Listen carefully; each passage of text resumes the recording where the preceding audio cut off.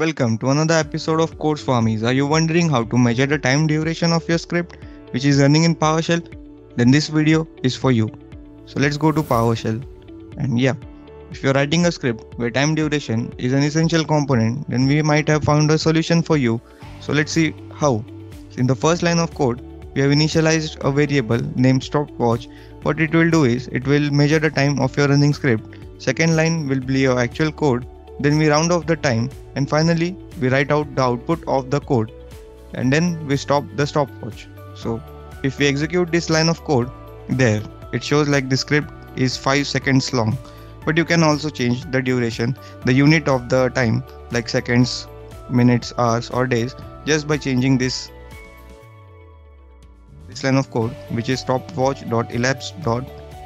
You can see in this drop down that you can select days, hours, milliseconds, minutes, seconds, etc.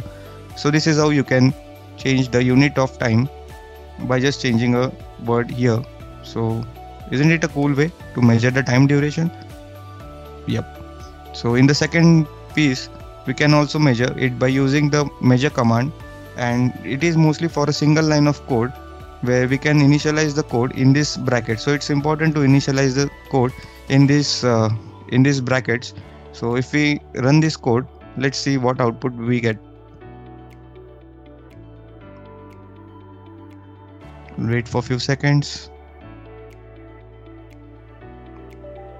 There you can see the difference. In the first line of code, we just got our output like this script is 5 seconds long, but in the another piece of code, we can see the actual days, hours, minutes, seconds, milliseconds, ticks in a single piece. So it's up to you where you want to see the output and how you want to see the output.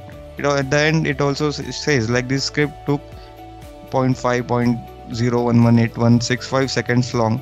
So it's another way for a single line of code, usually used for single line, and the first one it's mostly used for the multi-line of code. So hope you like this video. That's it from this tutorial. If you find it helpful, then do like this video and subscribe our channel Code Swamis for more interesting videos and cool tips and tricks around PowerShell and automation. Thank you.